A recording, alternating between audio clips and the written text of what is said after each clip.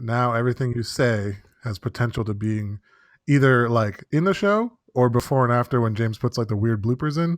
So Be watch careful. what you say. Yeah, It's forever on the internet. exactly. Always.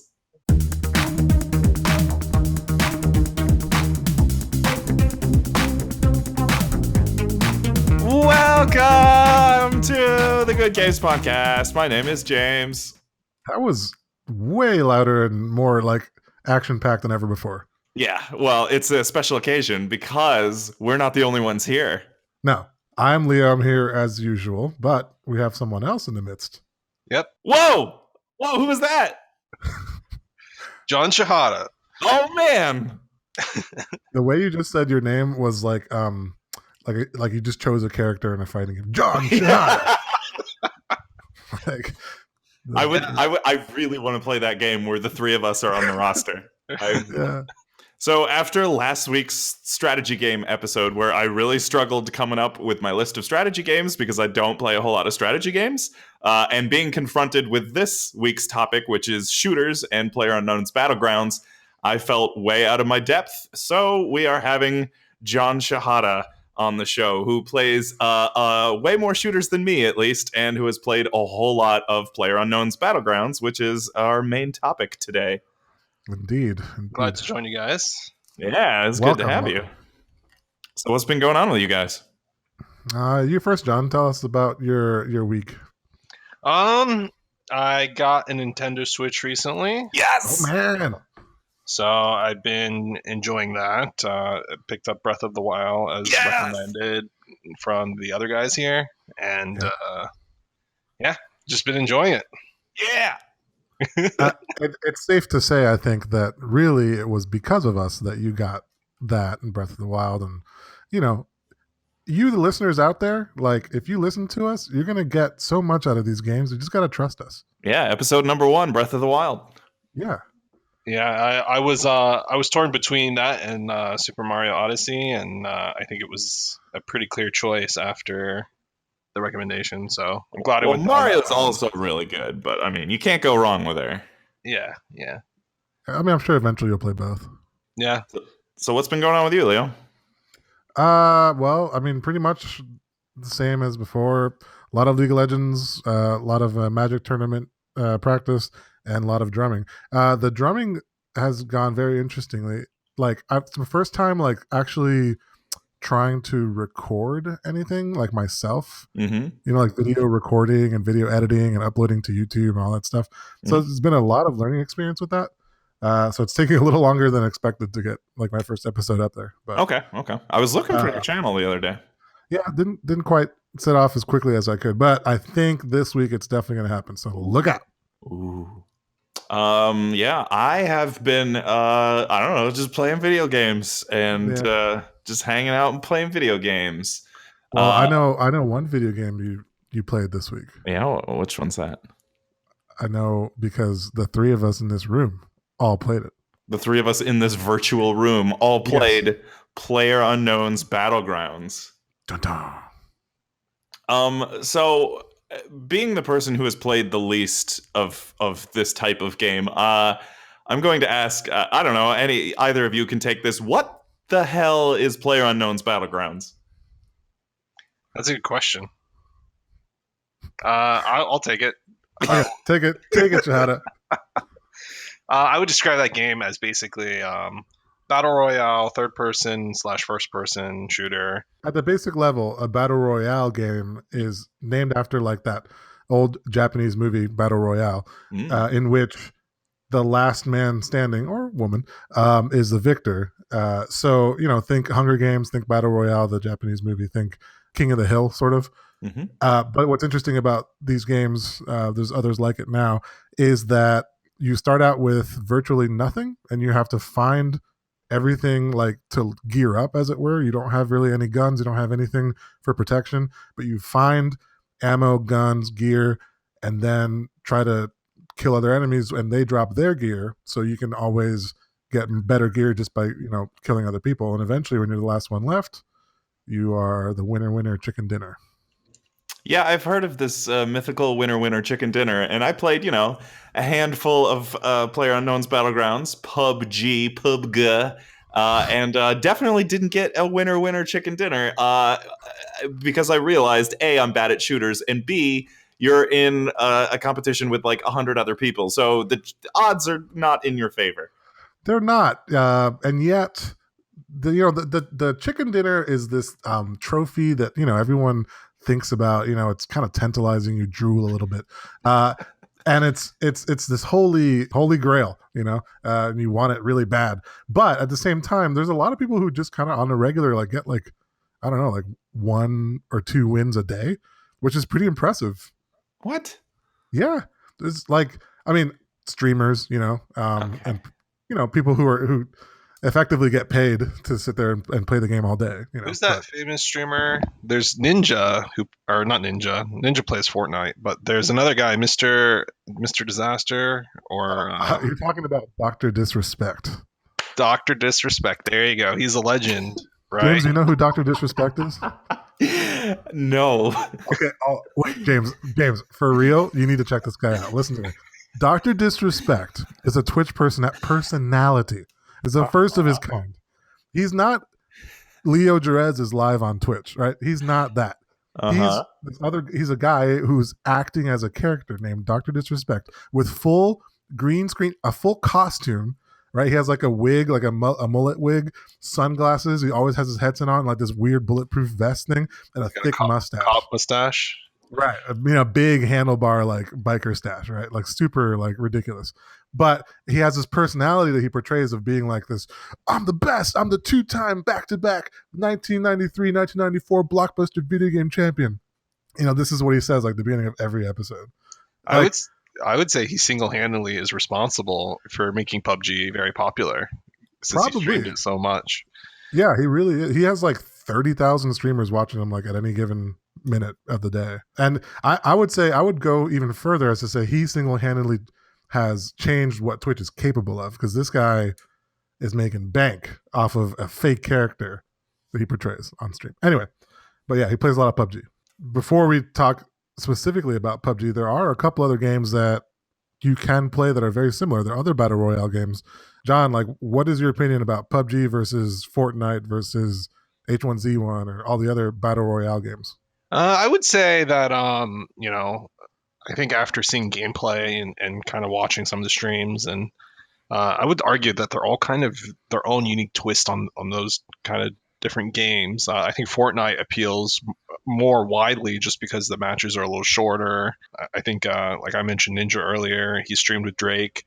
I think like H1Z1 is kind of its own game in its own way. And if you watch kind of the interviews with the PUBG creator, he'll openly admit that he helped. I think he helped with the H1Z1 mode, but he had his own idea, and that kind of didn't interfere with what he wanted to create. So that's true. Yeah, those are all good points. Yeah, that's one thing that really kind of surprised me playing PUBG for the first time is how long the matches go. Like when that one game that the three of us played went for, I don't know, 20, 30 minutes. Yeah. Yeah, like here's the interesting thing about match length with PUBG. There's 2 ways to play PUBG, and the way the game feels differs significantly depending on how you play it. Number one is like you start out in this airplane that goes across the entire map, and you can eject at any point, and then parachute down to where you want to. The map is designed such that certain places have a higher concentration of loot, basically, that you can high level gear that you can get, machine guns and highest level armor and all that. So everyone likes to go to those spots. And if you drop with everybody else with nothing and race to the gear to try to loot up, chances are you're going to die really quick, be able to restart right away a new game and try it again, basically over and over and over. And then the second way to play the game is to land like in some like village in the offskirts that doesn't have any gear really, maybe like a few things, but you can survive longer because not everyone's dropping in that area. So there's less people, ergo less fighting and less chances to die. That ends up with you surviving longer, but sometimes the game you'll be alive for like 30 minutes and then you just die. And then you're like, there's like 20 people still alive, so it's kind of like a double-edged sword. Well, that's kind of how we played in that last match that went so long. And when the matches go that long, like PUBG has like the pacing and tension of like any of the best survival horror games, like because you never know if you're alone by yourself and safe or if there's somebody like right around the corner waiting to kill you and like a firefight's about to break out at any moment. Like Oh it yeah. was pretty tense. Like that surprised me. Yeah, no, there. I mean, it's honestly some of the most intense, like adrenaline pumping scenarios I've ever experienced in a game. Has been just like probably more so playing solo. I think you feel it a little bit more like intense. Mhm. But even in squads, yeah, like there's times where just you're wondering like who's around, and out of nowhere you see another team, and then you get into this big firefight. So yeah, that definitely heart pumping action. It's funny how exercising restraint on action can like make it way more tense because if you contrast this to like Overwatch or Team Fortress or Counter Strike or any of the like other popular first person like multiplayer shooters, like those games are basically just constant action, but it never feels tense because you're just always in the action. Like it never you never feel that like uh, tension and like anticipation of what's going to happen next because there's always something happening. I Oh, think I definitely. think part of that is dependent on the fact that death is meaningless in a lot of those games. Like you just spawn, you just die and spawn, and you spawn again, and that's kind of how the gameplay loop is. But this is more like you're invested in the time it takes to Mm-hmm. build your character, and when you die, that's way more meaningful than a lot of those Right. other games. Because it does take a while to get there, right? Because the games are longer. So Right. what the farther along you get in the game, the more that death impacts you, right? Oh yeah. Which is why I asked you that question, and I think that games like Fortnite, I agree, are a little bit more appealing to the general public because they're shorter, they're a little bit more, I don't know, Palatable. yeah, and simple, I guess. I don't know, but PUBG was originally came from the same design as DayZ, which was a mod on the Arma military simulator. So the game has like this almost rigid feel, like the movement and the gunplay is very targeted to be a little bit more like a simulation of actual gunfire and stuff, whereas these other games, they're shorter and they're faster and they're a little bit Arcadey. more arcadey, right? So I personally, this is the reason I enjoy PUBG a little bit more than those games. I think that you don't get that same level that James was talking about of adrenaline, of intensity in those other kind of arcadey games as you do in this game, where things just feel a little bit more, just simulated towards like that military feel. Yeah, I would agree with that assessment for sure. In fact, I would say, John, you've played a lot of those other games that James mentioned that are like, a little bit faster paced and don't quite have that same level of intensity.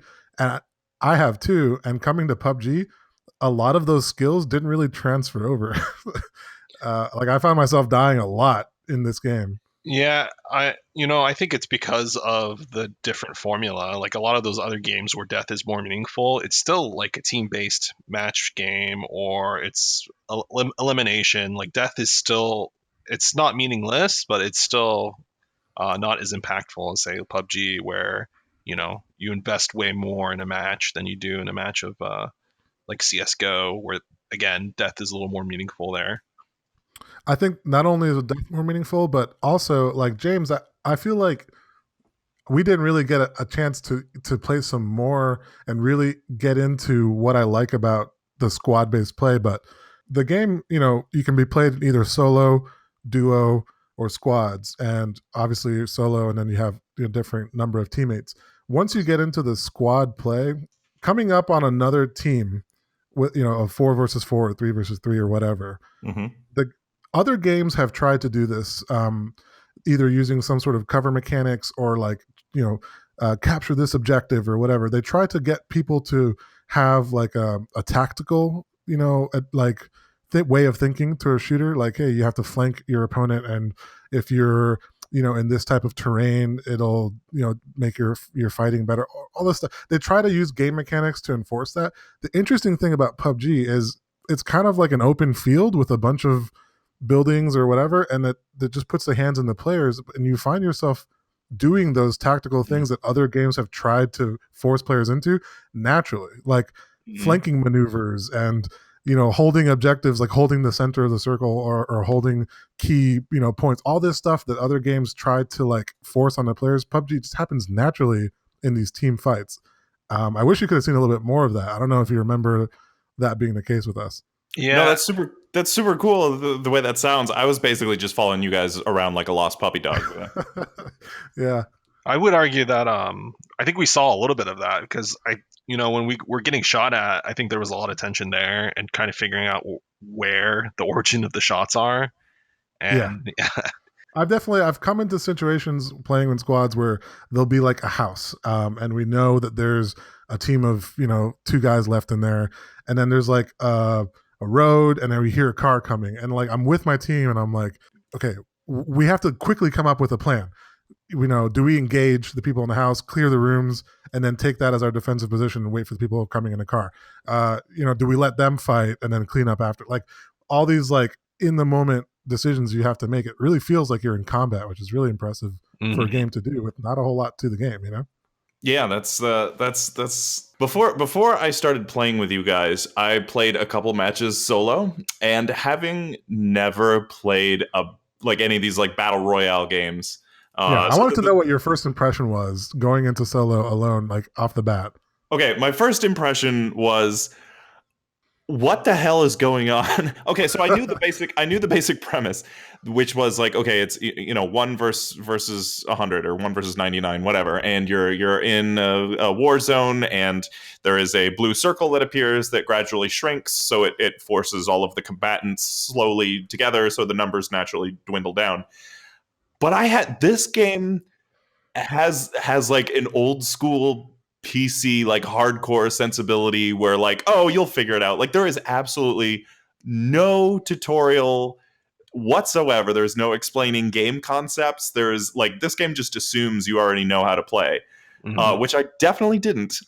And there are like there were like game mechanics which I was totally just baffled by in my first couple rounds playing. So I told you like I think it was my second or third game.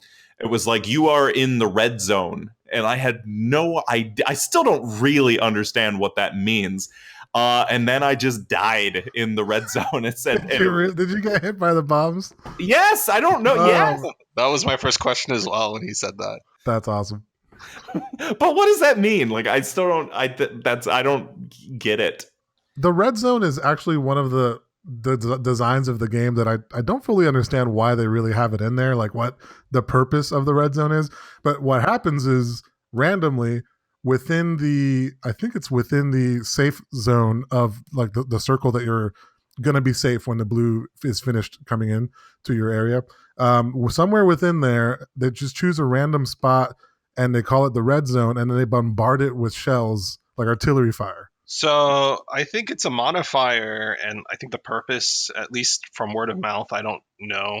I haven't looked it up, but apparently it's a mechanic used to prevent people from just camping within the white circle, because otherwise it would just be boring if everyone was hiding inside the circle all the time.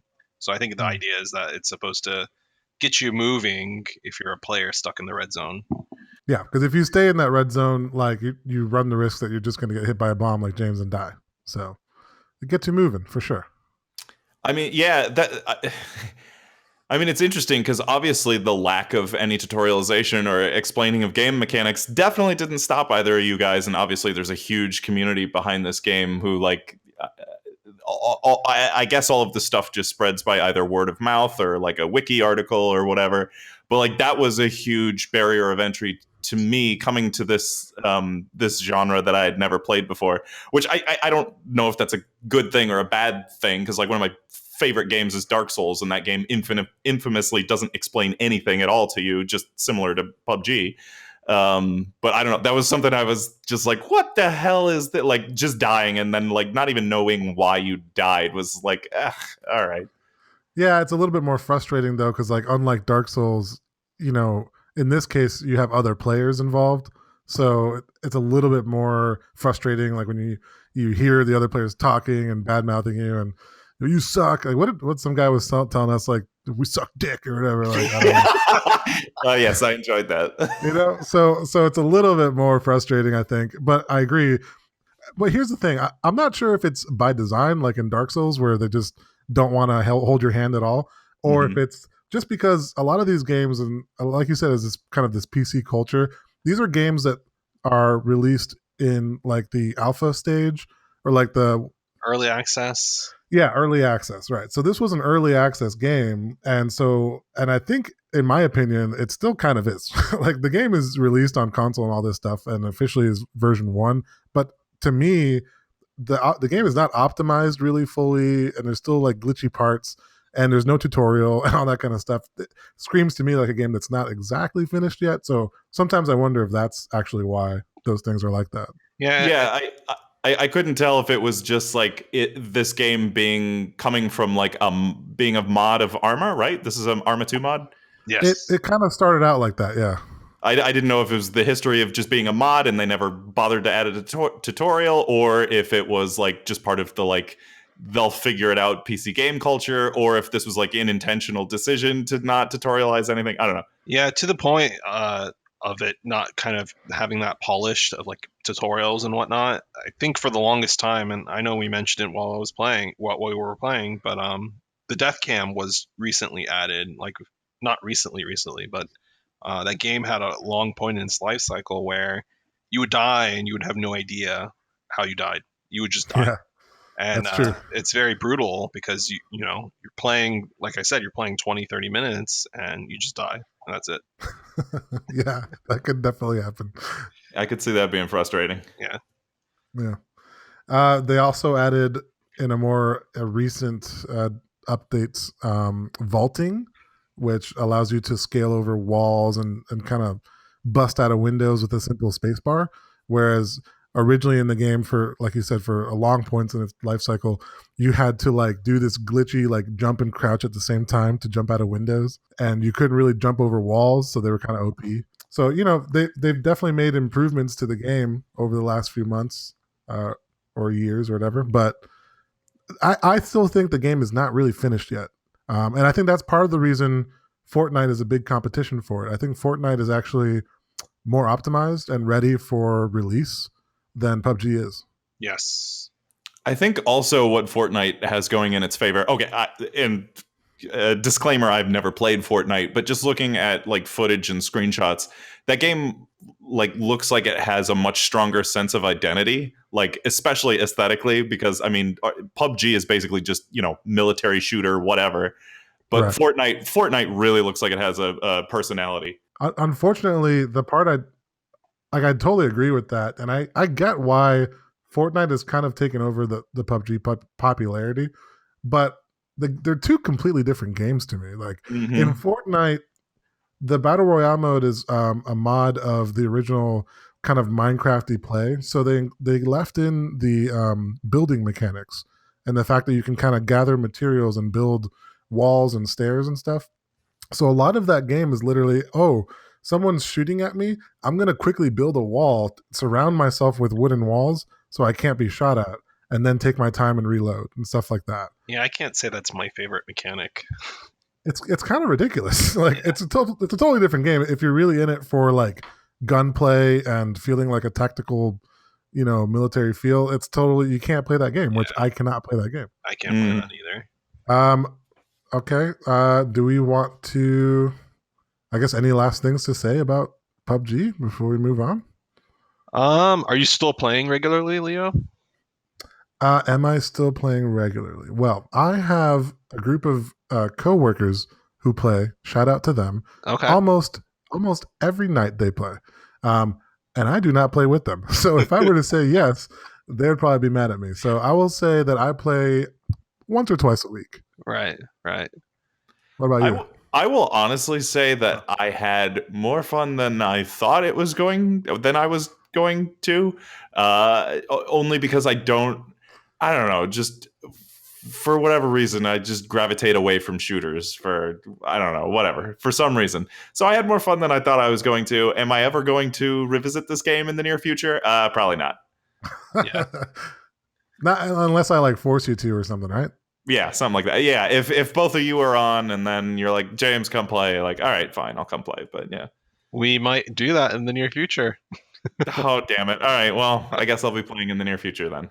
Hey, you gotta admit, us like in this underground bunker, like afraid of the people above us making noise, was pretty funny. Like, that was pretty That fun, was fun. That was fun. I was right? I was replaying that scenario in my head like a few times. I'm like, what if we had just got out of the tunnel a little bit We should have earlier? just left the tunnel. Yeah. Yeah, I told you we should have left the tunnel. No, you were the one who said to go back in. You were the No, one who that was wanted to go Shehata. deeper. That was Shehata. I wanted to leave right when we first saw those guys. Well, there was guys outside and I shot at them, so they knew that we were in there. So I didn't. Well, see, my normal strategy is when we see people, kill them. Yeah. So, I mean, I'm all about just like guns blazing. John's strategy is shoot and then run away. Yes. Well, if you don't kill him, you gave away your position. So yeah. Oh, that's true. That's true. All right, you guys want to move on to our top 5? Now, originally, because last episode we had top 5 strategy games, and I think we both decided that was casting a little bit too wide of a net. So this time we're doing top 5 first-person shooters, right? Not just shooters, right? Right. And specifically this because although PubG is originally designed as a third-person game, they later added the first-person only perspective. And I and many others, unlike Shehata, are of the belief that first person is the only way to play PUBG. So, henceforth, the top 5 today is top 5 favorite first person shooters. Okay. All right. Awesome. I am going to recuse myself from this top 5 list and listen to your 2 much more informed opinions about shooters, only because I like I said, usually gravitate away from shooters. So, why don't we have our guest, John Shehata, begin with his number 5? I think Okay. you should. I really struggled coming up with this list, and I'll probably have a different opinion once this podcast ends. But nonetheless, number 5 for me is Doom, the new Doom. Oh, nice. Classic. Yep. Not classic. New Doom. New Doom. Doom 2016. Yeah. I mean, yeah, but it's still the classic Doom. It's just the newest. Okay. So I don't know if any of you guys have played it, but basically, I hadn't played any of the original Dooms really all that much. I mean, I've played a bit of it, but I was not like the old school guy in his 30s who's grown up on Doom kind of person. Now you made us feel old. Thanks, John. Wait, did you guys play the original ones back in the day? Yeah, what? Yes. Well, that's more James than me, but yeah. Yeah, okay. So yeah, I mean, I think in a world like that's saturated with all these shooters, I think we're seeing less and less like solid single player shooter campaigns, and I think Doom 4 or however you want to call it, rebooted Doom. It's kind Doom of like 2016, right? Doom 2016. There you go. That game is like a just breath of fresh air in terms of there's no regenerating health. It's old school. Throwback. The visuals are really impressive. Just all around great game. Yeah, I have played a little bit of Doom 2016. I actually get to chime in on this one. That game is like super fast paced, and I like it is the opposite of PUBG, right? If PUBG is tense because there's nothing happening, Doom is tense because there is always things shooting at you, and you're dodging, and you're going in, and you're punching things and shooting more things, reloading, and then like the music is just hammering in your ears. It was really good. I did not finish it, but I enjoyed what I played of Doom 2016. Okay, so my number 5, it kind of hit me when we started talking about first-person shooters.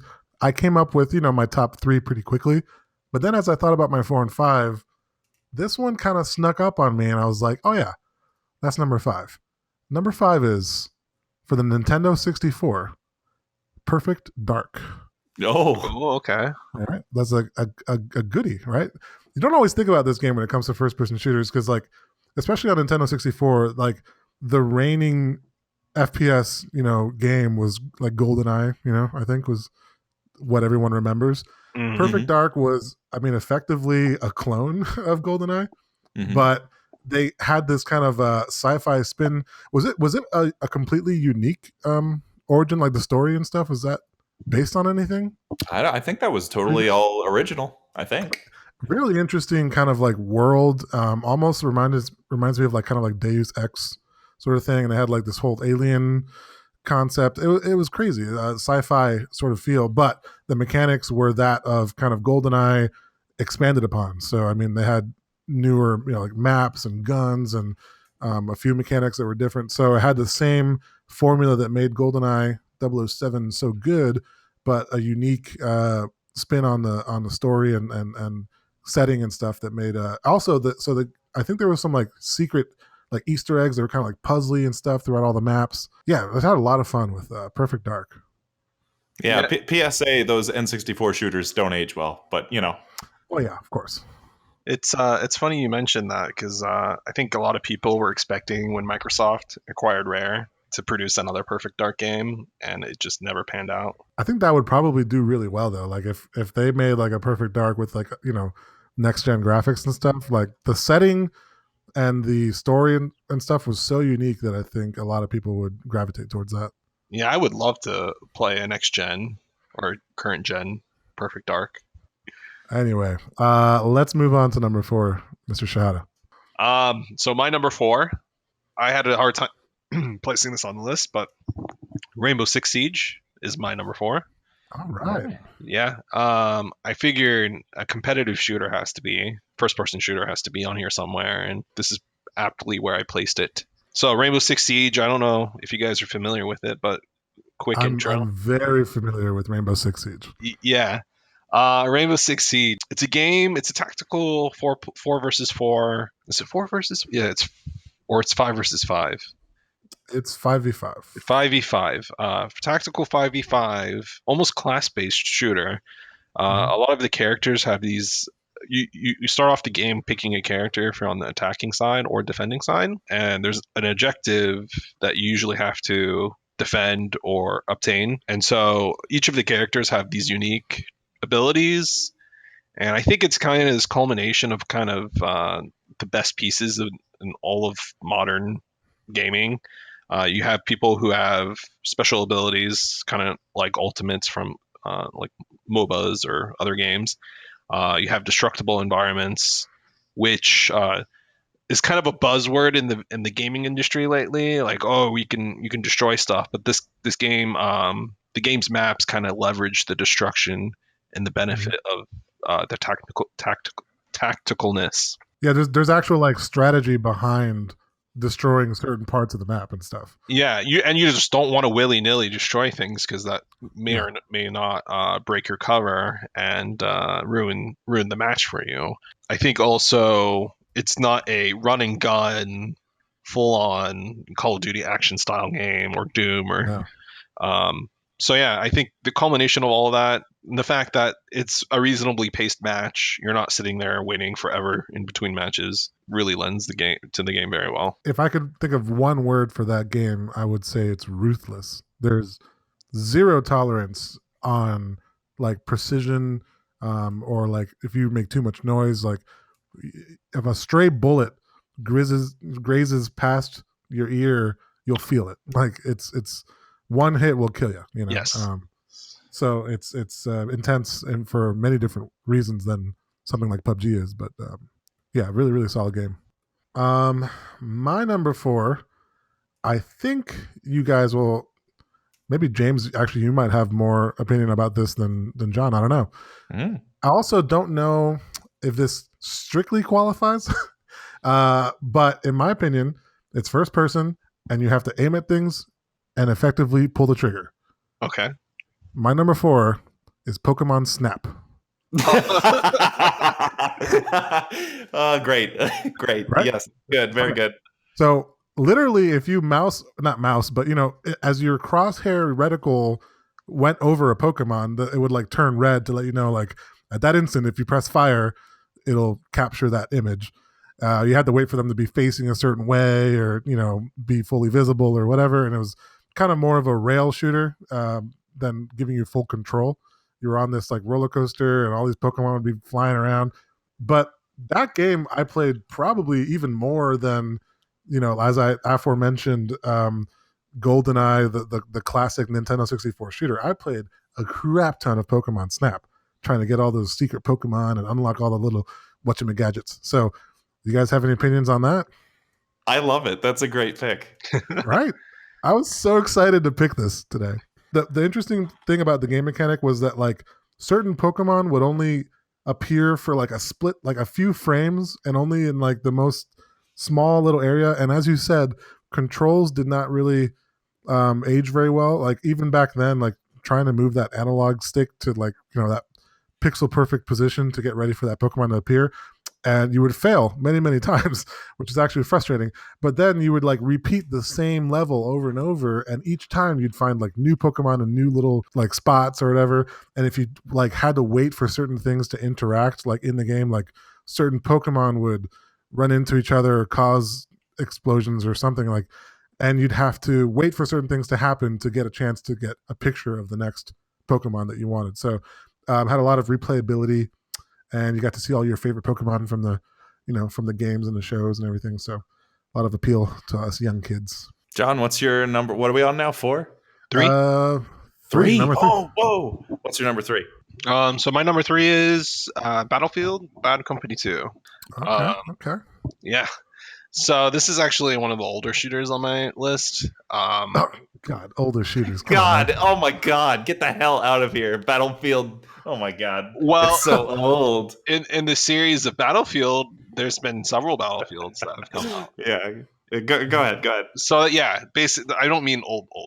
So basically, the reason why I picked this one for number 3, so I mentioned earlier destructible environments, and I think this game was kind of underrated in the amount of destruction that you could have. And again, I think maybe so.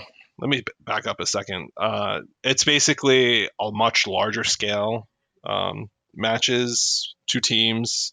It's 2 nations usually fighting each other. So a lot of the times there was this mode called I forgot what the exact name of the mode, but there was this objective based mode. Conquest, I think. It might have been Conquest. Yeah, it's usually what it's called for Battlefield. Yeah, so Conquest, one of the objective-based modes, you're basically supposed to, it's asymmetrical, one side defends, one side attacks. The attacking side is supposed to plant bombs on these 2 checkpoints, and once they're both blown up, then the map gets pushed back. There's two new objectives to take out. I think this was the first game that really capitalized on that system, and all the Battlefields since have had some version of Conquest. But really, the destructible nature of the game, which hasn't been really put into the game ever since, there was this unintended side effect, or maybe it was intended.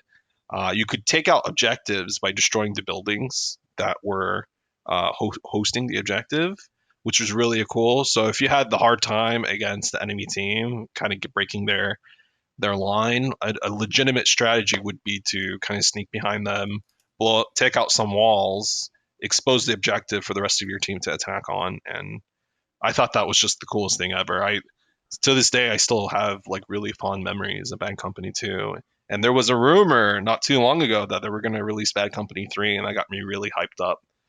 But unfortunately, not the case. My number 3 will be a classic shooter that I'm sure everyone's played at some point. It is, I'm going to say, the Counter-Strike series of games. Specifically, the one that I remember the most is Counter-Strike 1.6. It's colloquially known as Counter-Strike 1.6 because that was the version number. I don't know why they went by version number, but basically the Counter-Strike that we all play now, I think it's like Counter-Strike Go or whatever. Right? Yes. You know, this is the same formula, but the game engine is totally different now. The graphics are probably way better, but it still has that same sort of, the premise of Counter-Strike is short arena combat and, you know, pinpoint precision and instant headshot kills that they've turned into this competitive world, basically. Like there's professional Counter-Strike players. There's like scholarships in other countries to be on a Counter-Strike team. You know, all sorts of shenanigans going on. The game is very, very difficult. I think it was kind of the father of these sort of twitch shooters, as they call them, where you could just kind of flick your wrist and get a headshot with like a sniper rifle just like that. And it made for really interesting play in a world where there was games like I think it's Quake that like Okay. people played like on Windows like 98 and stuff. Quake Mm-hmm. Arena. Yeah, like Yeah. Quake Arena and stuff. In a world where like that was the first person shooter that everyone knew about. Counter Strike was a very different game. It was much more almost like that PubG versus arcade that we talked about earlier. It was relentless, kind of like Rainbow Six. And So were those competing games, Quake Arena and CS 1.6? I wouldn't say they were like competing. I think they targeted different audiences really, but because it was they're just completely different games. Quake Arena had this sort of arcadey feel where you can the difficulty of the game was in like your movement around the map. There wasn't really that much variety in guns and stuff. Counter Mm-hmm. Strike had like purchasing. You had to earn money, but as you killed other players, you'd earn money, and so you'd have different gear you'd have to buy. And it's modeled after this counter-terrorist organizations. So it had kind of a squad-based tactical like approach of clearing rooms and stuff, but in a very quick pace. With the like headshots being insta kill and stuff, there was like hostage rescue, all this stuff.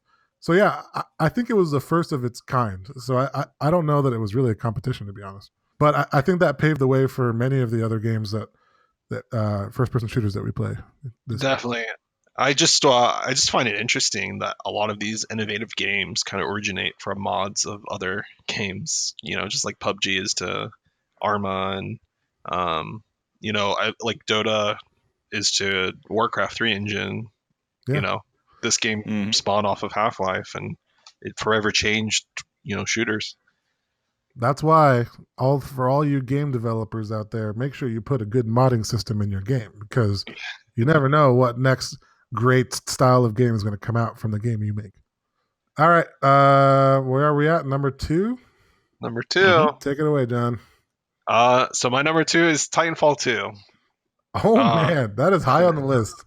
It's high on the list. So Titanfall 2, the sequel to Titanfall, which I was really excited for, but I think a lot of people, myself included, was a bit disappointed on what content it actually had. But overall, I think that game was a breath of fresh air again compared to kind of the Call of Duty franchise and the other shooters at its time. And I think Titanfall 2 kind of delivered on what Titanfall 1 should have been, and it kind of fell under the radar due to, again, the other shooters kind of eclipsing it. And also, like, didn't EA put like absolutely no marketing for that game? Like, there was no budget for marketing for that, Right. or am I wrong? No, you're absolutely correct. So they released Titanfall 2 the same weekend as Battlefield 1. And Which is their own game, right? Yeah. They're competing against themselves. Oh they my god! self-cannibalized their own game, which is a real shame. Damn. Yeah, and the marketing for Battlefield 1 was absolutely tremendous. Like, I think Oh, Snoop yeah. Dogg and Terry Crews were playing on some Twitch stream. Yeah, there was like showcasing live this. action commercials for it and stuff. I feel like if they put a quarter of the effort into Titanfall 2, it could have been way more successful. The one surprising thing about the game that stood out to me the most that I won't forget is the single player campaign. The first game had basically no single player campaign. There was these weird multiplayer modes that told a story in between matches that left more to be desired. But the single player campaign in Titanfall 2 is phenomenal. It hands down, like, if you don't play anything else but the single player campaign, then I would say it's well worth the play. And I think a lot of people, you'll read that online from the people who have played it, but I think a lot of people still don't realize how good the single player campaign is in Titanfall 2. I would say more so than Doom, which had a phenomenal single player campaign.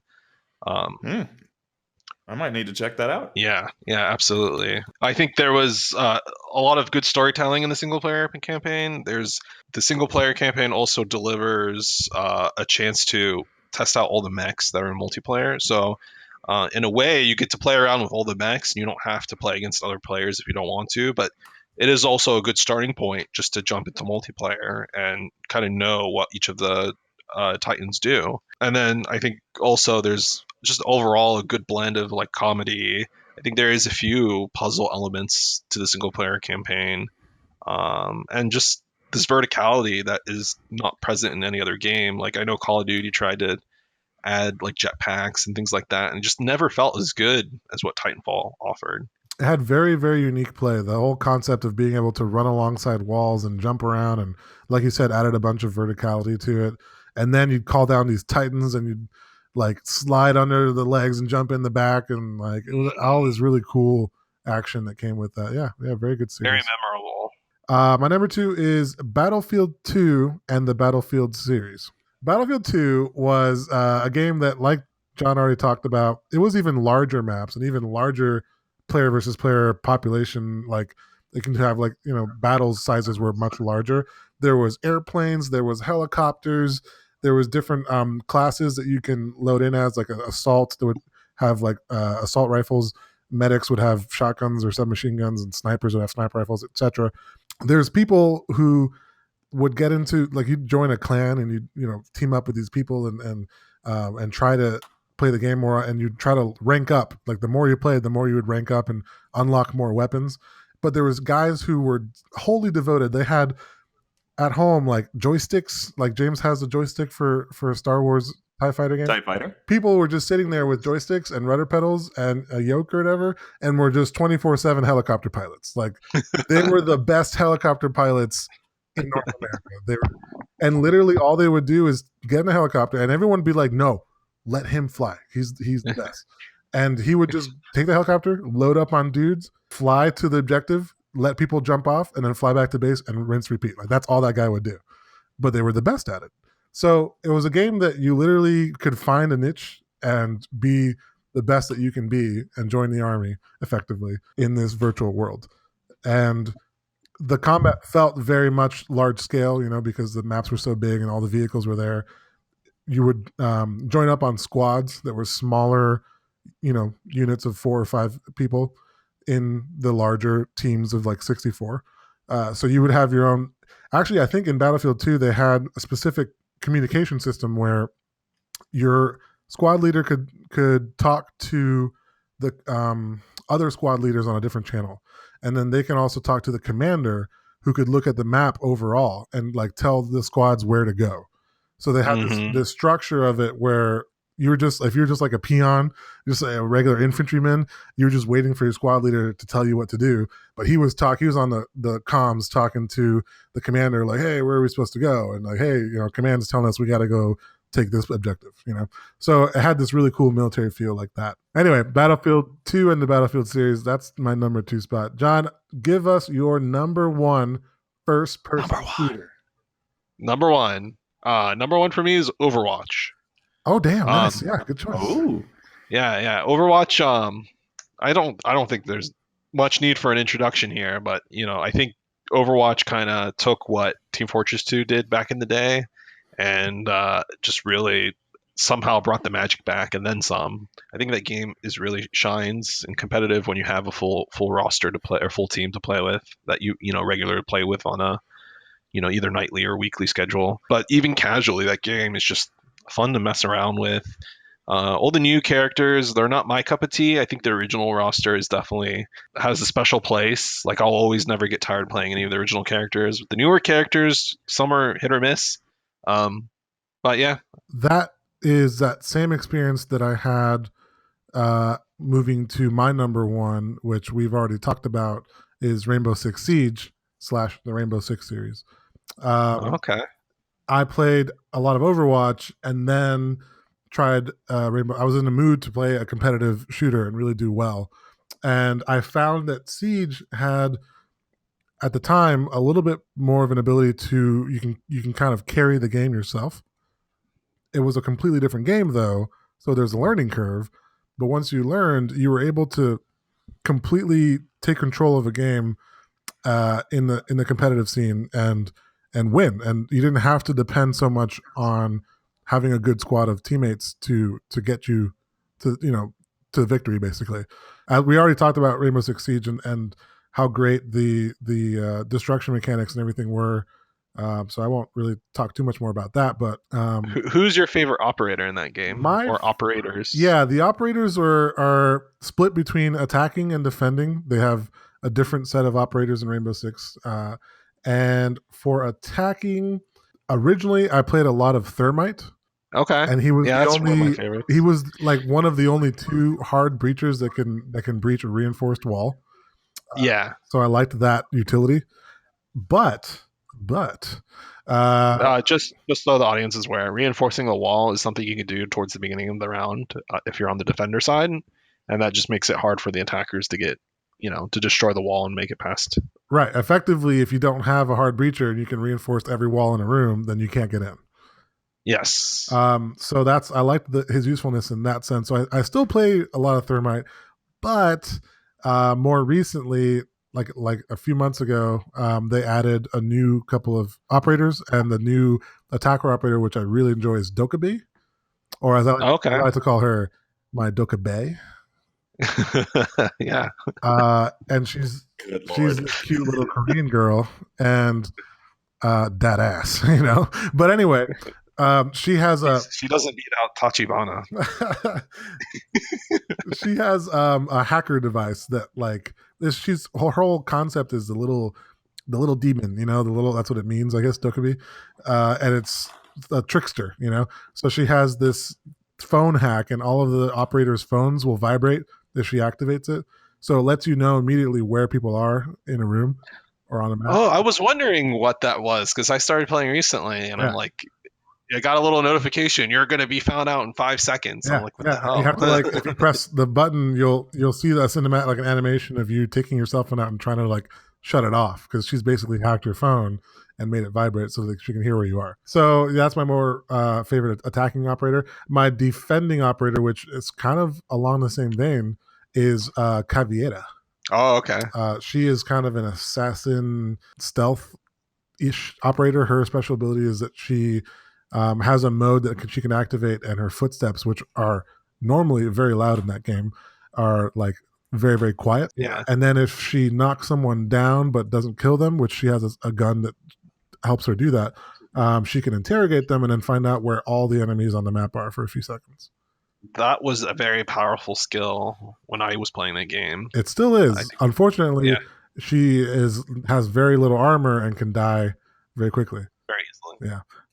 I think in some ways there's a lot of similarities there, and that kind of hints at some sort of pattern that we're seeing, that Overwatch and Rainbow Six both have this sort of, the characters are unique, and a strong selling point to playing the game is having, your favorite character. Who do you play? Who do you main in Overwatch?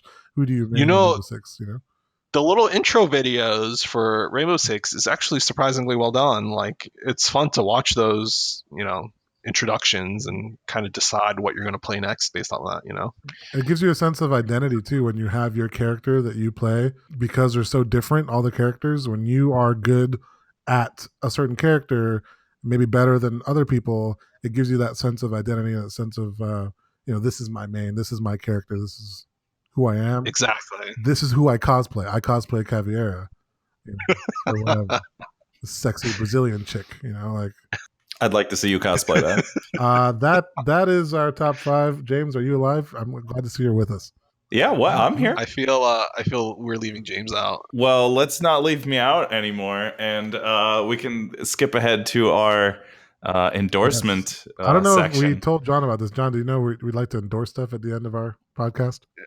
I'm not familiar with this portion segment. Okay, so let's. I'll go first, and then we'll go to Leo, and then we'll put John on the spot. So usually, what we do is we endorse, maybe a totally unrelated game we've been playing, maybe a really good movie we just saw, maybe it's I don't know, a good book, a good device, a good whatever. Okay. I am going to endorse a very niche thing, I guess, and this really only applies if you are dumb and lazy like me and have disposable income. I am going to endorse creating a smart house. Oh God. Yes, yeah, I know it's dumb, but I have replaced each and every light bulb in my house with Philips Hue smart lights, so I can control them with my phone. I can control them with my voice. I can make them dumb colors. I recently bought the Roomba vacuum, which is really, really convenient. You can, again, control it with your voice, control it with your phone, but I really enjoy in our new apartment, we have a whole lot more square footage, and we have just hardwood floors, which we also own a cat, and the cat sheds a whole lot. And it is really evident on the hardwood floors, and it's just very nice to come home and the floors are all clean because the Roomba has ran previously. There's not cat hair everywhere. So that's nice. I've been looking at smart doorbells and all smart nonsense. But it's very dumb. But it makes me happy. The smart house thing is something that makes a lot of sense to me, and I totally agree how awesome it is. But at the same time, it's just laughable. It's just it is. Just, it totally I just picture you sitting there talking to your house, like it's just silly to me. Like, yeah, it definitely is. I don't deny that. I can get behind that. Like, the lazier you are, the better off you are. So. All right. My endorsement for this week's podcast is in the spirit of PubG and the Battle Royale games. I had James play a little bit of this with me very briefly right before the show. This is a website you can go to called survive.io. Well, it's really Surviv. There's no E in survive. So surviv.io. And it is PubG in essence, but as a 2D top-down browser game that you can jump into very quickly, maybe even in a conference room at work or something. You never know. We were on lunch break and everyone was talking about this game. Effectively, is PubG. It has the whole battle royale concept. Everyone connects, and there's like 50 to 100 other players. They do some interesting game design things mechanically to like make it play better in a 2D space, but the games are faster if you like PubG, but you wish the games were shorter and also 2D for some reason. You can go and play that. It's just quick. You get in there, you get some chicken dinner, and it's a lot of fun. A quick chicken dinner. All right. John, I'm going to put you right here on the spot. Do you have anything you can endorse? Sure. Today? There's the show I'm getting really into called Into the Badlands. I don't know if you guys heard of it.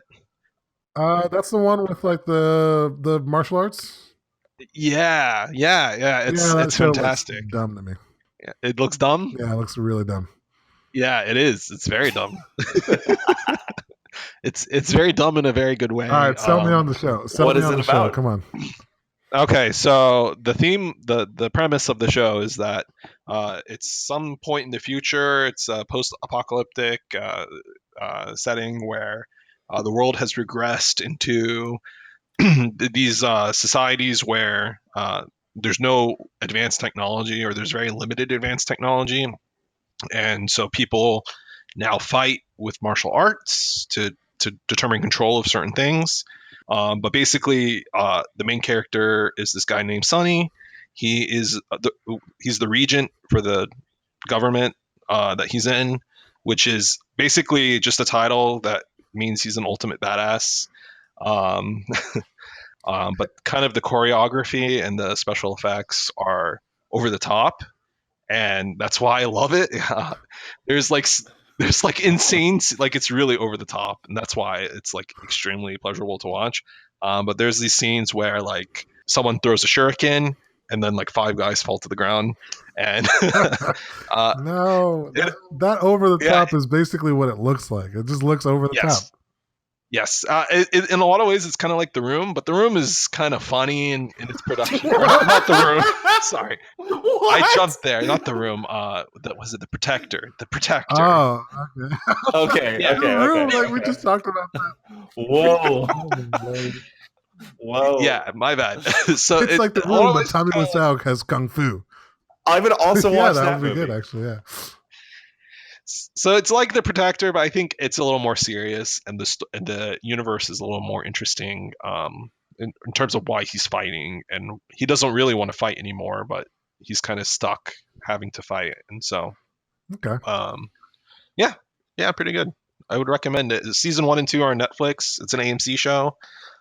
Season 3 is currently airing, so All right, very cool. That was Into the Badlands. Into the Badlands, yes. All right, so I think that's gonna do it for our show. What is our topic next week? Did we decide on something? Nope. Well, hey, we need to come up with a topic after we close this show. Surprise! All right. Thank you guys. Surprise Thank topic. you guys for having me. Thanks for joining us. Yeah. We got to have you back soon. As soon as we figure out what the next topic is, I guess.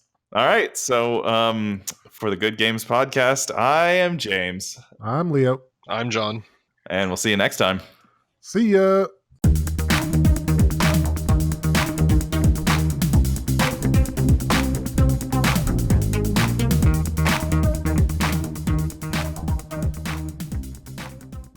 Plus, the main, female action hero was a total badass compared to like Bruce. What is his name? What are you trying to come up with? James Bond? Pierce Brosnan. Sorry, James Bond. But I was trying to say, What's his name? Pierce Brosnan or whatever. Bruce. Okay. I thought you were saying Pierce Bond. Pierce Bond. The name's Bond. Pierce Bond.